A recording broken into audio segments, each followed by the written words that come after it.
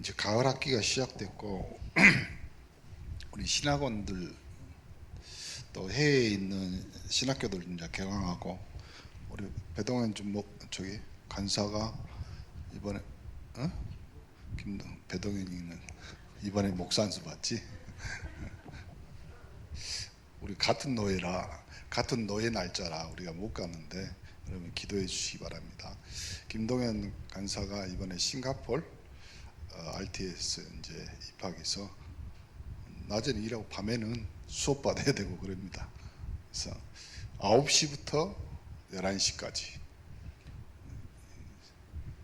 아주 깐깐하게 교수님들이 하거든요. 물론 저도 그렇지만 여러분 힘을 달라고 또 여러분 옆에서 다 기도해 주고 은혜 잘 수업 받을 수 있도록 여러분이 기도해 주시기 바랍니다. 제가 보니까 이번 주 강단이 예배거든요. 예배의 삶. 예배인데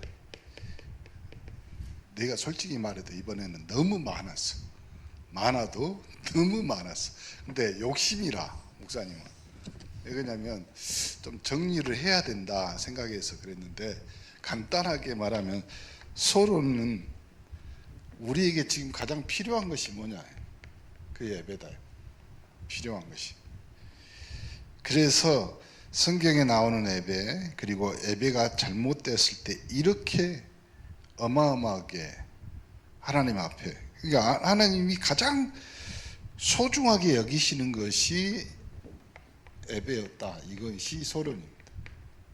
그렇죠? 그래서 본론 첫 번째가 그럼 우리는 어떻게 예배해야 돼요? 어떻게? 그것이 본론 1번입니다. 1번에 어떻게 예배해야 되냐? 참된 예배를 드려야 되는데 그래서 예배의 가장 중요한 원칙 그래서 말씀 그리고 양떼를 세우고 하나님을 높이고 육체를 신뢰하지 않는 것 그래서 결국 이거였잖아요. 다른 것보다 최우선이 예배였다. 최우선. 본론 두 번째 그래서 아이 예배가 삶이 이렇게 하자. 그렇죠? 예배의 삶이다. 그래서 예배의 정의가 나왔고 우리가 외형적, 내형적, 상향적 차원이 있는데 모든 삶의 시작이 예배. 그걸로 여러분이 마무리 지으시고 세 번째 뭐냐? 그래서 우리는 예배 드리기 위해서 하나님이 구원. 그래서 무슨 말이냐면 하나님의 전적인 사역의 완벽한 뭐냐면 구원 사역이란 말이에요. 그럼 그 구원 사역을 왜 했냐? 하나님을 아버지를 찾는 자, 예배하는 자를 찾는다 이 말이죠. 그래서 결론 그 말이잖아요.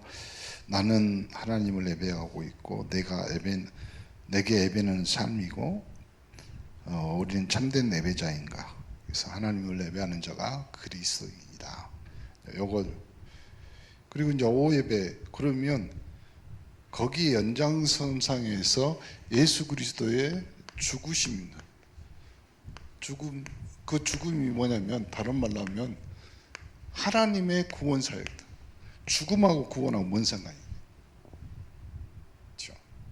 지상 최대 사건 중 하나가 예수 그리스도의 죽음인데 다른 말로 하면 하나님이 신이 죽은 거예요. 다른 종에서 있을 수가 없는 거예요. 근데 그가 죄 없이 죽으실 뿐만 아니라 더욱 놀라운 이유는 성경에 수백 번 예언된 사람. 그래서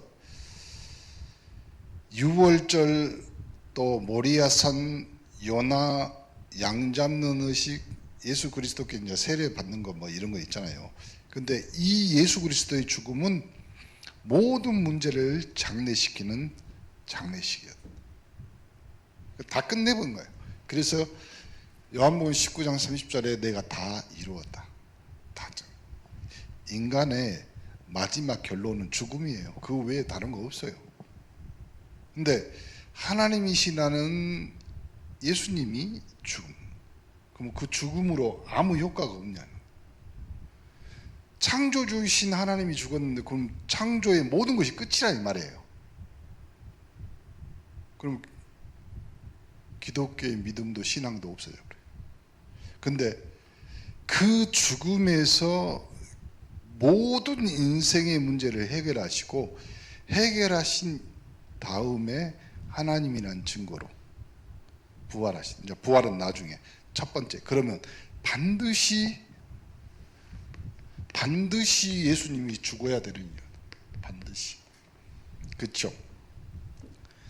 창세기 2장 17절 죄의 결과는 이거죠. 하나님이 법으로 정해놓은 거예요. 이것을 먹는 날에 너희가 정령 반드시 분명코 확실히 정확히 죽는다요. 근데 누가요? 뱀이 와서 여자에게 뭔 말을 해요? 봐보세요. 에덴에 하나님이 수많은 창조물을 그리고 사람과 하나님이 대화해서 건네고 있어요. 근데 창조물 중에서 피조물 중에서 인간하고 대화하는 동물은 딱 하나입니다. 사자가 아담에게 와서 무슨 말을 했더라? 없어, 성경에. 그렇죠? 코끼리가 나는 코로 물을 먹을 수 있어 말 안 했단 말이에요. 누가 말했어요? 뱀이. 성경에는 그걸 요한계시록에 에뱀 곧 마귀가, 그렇죠? 그게 가능해. 그것이 가룟 유다의 마음에 예수를 팔 생각을 집어넣은지라. 그렇죠. 그렇게 된 겁니다. 예수님이 거라사 거리에 있는 그 귀신 들린 자에게 물어보잖아요. 넌 네 누구냐? 했더니 그 사람에게 들어왔던 귀신 뭐라고 대답해요? 좀 말하잖아요. 그러니까 옛뱀 곧 마귀, 그 뱀에게 마귀가, 그렇죠? 유일하게 인간에게 말을 건너면 뱀이었어요. 그래서 그 뱀이 뭐라고 이야기했나? 이걸 따먹으면 안 죽어. 결코 죽지 않는다. 너희 눈이 밝아질 것이다. 밝아질. 로마서 3장 10절, 그래서 10절하고 23절에 그러므로 이 땅에 모든 사람이 죄를 범함으로 법을 어겼기 때문에 죄인이 된 거죠. 이 법은 뭐예요? 하나님이 정해놓은 거죠. 하나님이 창조하시고 창조주 하나님이 인간에게, 온 우주에게 딱 하나, 이 나무의 실과를 따먹는다는 너희가 정령 죽는다. 그러니까 죄 때문에 이제는 하늘에서 타락하여 지상에 쫓겨난 누구예요? 마귀의 손에 잡힌 거죠. 어차피 마귀도 그 뱀에게 집어넣었던 마귀, 그것이 이제 딱 잡혀가지고 로마서 8장 2절 모든 죄와 사망, 모든 죄와 사망, 그 죄와 사망에서 예수 그리스도가 반드시 죽음으로 이것을 법적으로 해결하고 죄 문제를, 그리고 마귀의 손에서 벗어나기 위해서 해방자로. 그러니까 로마서 8장 2절은 중요하게 정확하게 뭐라고 하냐면 생명의 성령의 법으로. 그렇죠. 왜요? 하나님이 정한 법은 하나님만이 풀 수 있기 때문에. 로마서 5장 8절 그러므로 모든 인류를 대신하여 죄 없는 분을 대신 죽어야 죄가 해결되기 때문에 죽으심으로 우리를 하나님께 뭐하기로? 인도하나님. 그렇죠. 그러면 예수 그리스도의 죽음으로 어떤 결과가 나요? 결과. 인간이 죽으면 장례하고 화장해서 버려버리면 끝이에요. 그럼 그 결과 자녀들은 기억하고 그날을 뭐 장례식 날 뭐 생각하고 뭐 그러겠죠. 근데 하나님이 죽으심으로 뭐 있어요? 요한일서 3장 8절 마귀의 일을 멸하십니다. 마귀의 일을.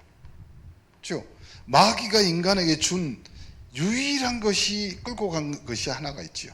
그래서 아이 바울이 뭐라고, 사망아 네가 쏘는 것이 뭐냐. 인간의 결론, 죄의 결론은 뭐였어요? 사망의 죽음이요. 그래서 마귀의 일, 그 일을 멸해서 요한복음 14장 6절에 뭐라고 했어요? 하나님 만나는 길을 연. 사망과 죽음 앞에 놓여있던 인간에게 예수 그리스도를 통해서 하나님의 자녀가 되는 길을 여셔 로마서 6장 6절에 죄의 몸을 멸하고 다시는 죄에게 뭐 하지 말라고? 이거 하지 마라. 종노릇이란 말은 다른 말을 하겠죠. 자유가 없어. 의지가 없어. 또 하나 뭐가 있어요? 운명대로 받아들여야 돼. 그리고 올무 한정 틀, 거기 신분이 돼버린 거예요. 거기서 끄집어냈다 이 말이죠. 이걸 확실하게 우리에게 알려주신 거죠. 고린도후서 5장 21절에 우리의 죄 대신에 죽으심으로, 히브리서 9장 18절에 많은 사람의 죄를 단번에 담당하셨고, 히브리서 10장 10절에 그리스도의 몸을 단번에 드림으로 우리가 거룩함을 입어 불의한 우리를 대신하여 죽으심으로 우리를 하나님께 인도하는 인도자로. 그렇죠. 그러면 이걸 성경에 계속 구약에도 신약에도 예언해 놨어요. 구약에는 창세기 3장 15절, 여러분 잘 아는 창세기 3장 15절 뭐라고 나와요? 여자의 후손, 그렇죠? 뱀의 머리를 상하게 하고 죄를 범하게 한 장본인 마귀를 멸하러 오신 예수님에 대한 예언이죠. 창세기 4장 1절부터 9절 누가 나와요? 가인과 아벨. 거기에는 뭐가 있냐면 죄 문제를 해결할 유일한 방법은 피제사였어요. 그래서 아벨은 본인이 죄인인 것을 깨달아 나 대신 죽어야 될 어린 양의 피로 하나님 앞에 제물을 드렸고, 가인은 이 땅, 저주받은 땅의 곡물로. 그러다 보니까 하나님이 가인의 제물은 받지 않고 아벨의 죄, 그 사건 이후로 뭐가 있어요? 에벳 때문에 인류 최초로 순교자가 나온 거죠. 아벨이 형에게 맞아 죽죠. 유월절 어린 양 예수 그리스도, 요한복음 8장 56절 아브라함도 오실 메시아를 믿고 구원을 받았다. 그래서 그러므로 구약에는 모든 것이 오실 메시아, 이걸로 딱 정리했어.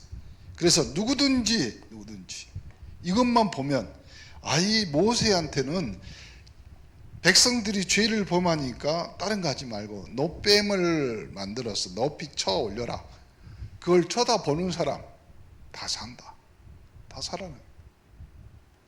신약 마태복음 1장 23절에 동정녀, 죄 없는 몸으로. 그래서요, 동정녀 마리아에게 나시고. 신학자들이 요즘 성경을 바꿨잖아요. 마리아에게서.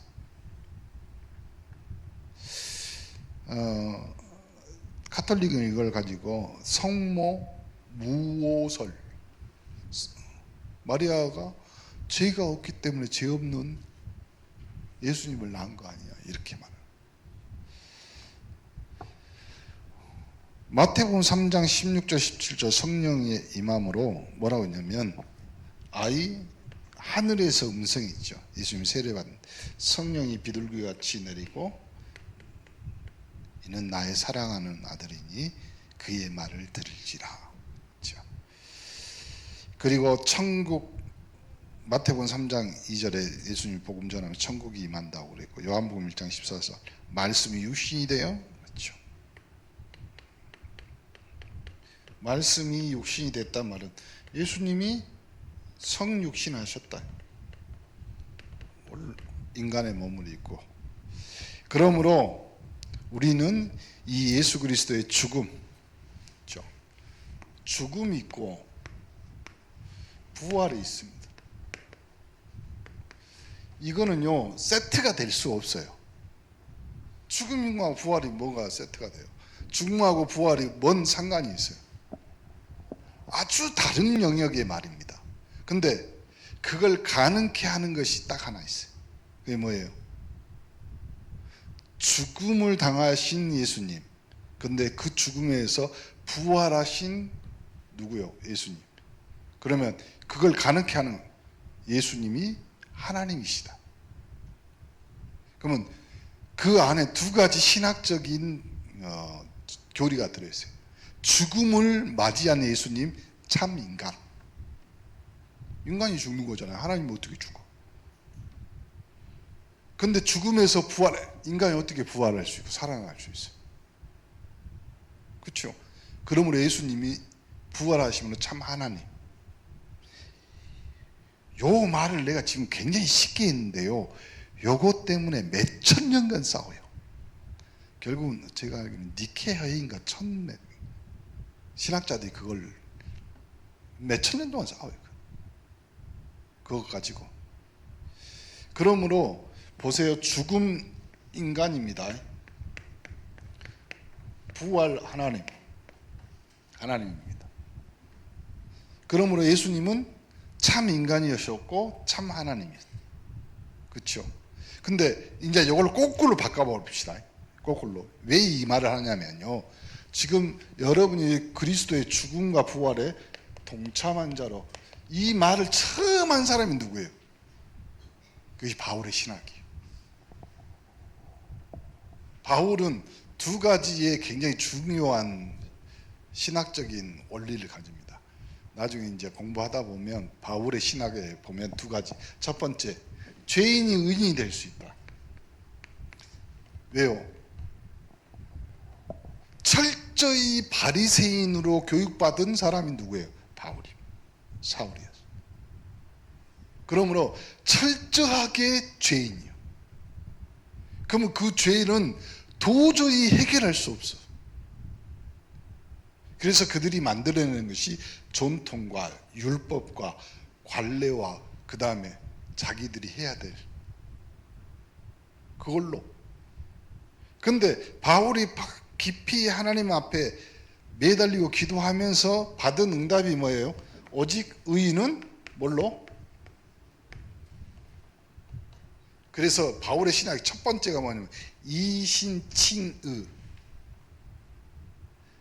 의인은 예수 그리스도를 통해서 칭해진다. 의인이라고 불려진다. 이것이 바울의 신학의 첫 번째. 두 번째 바울의 신학이 뭐냐면 예수 그리스도가 죽음은 모든 제자가 다 이야기했어요. 죽음. 그리고 모든 제자가 그 죽음과 똑같이 자기들도 순교했어요. 근데 단 한 사람 예수 그리스도가 필요한 그 언약을 전달하기 위해서. 왜요?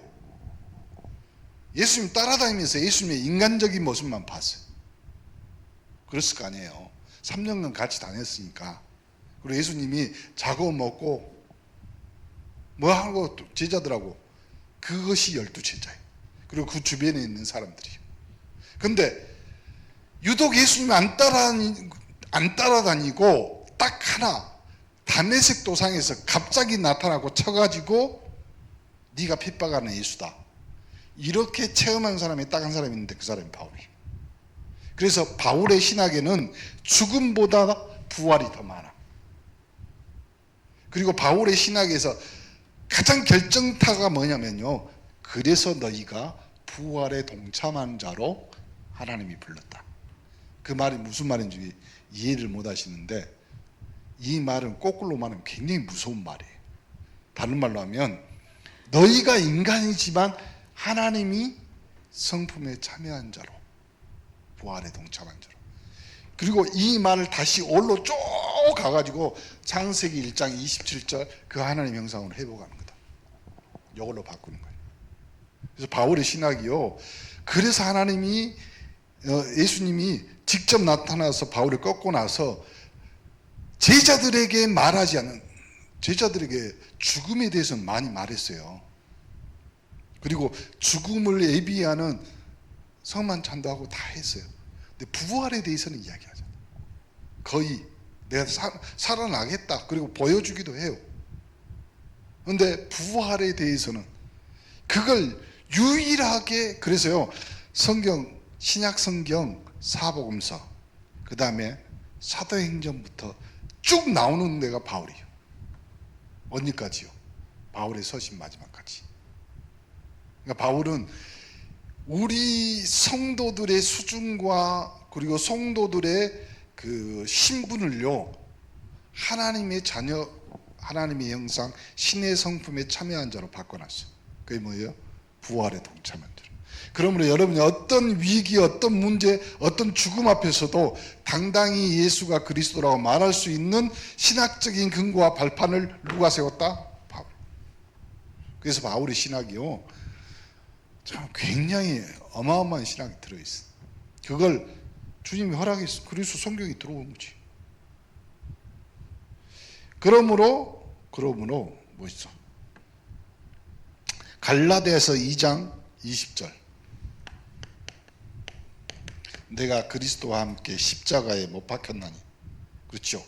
그래서 십자가가 신약 성경 절반이에요.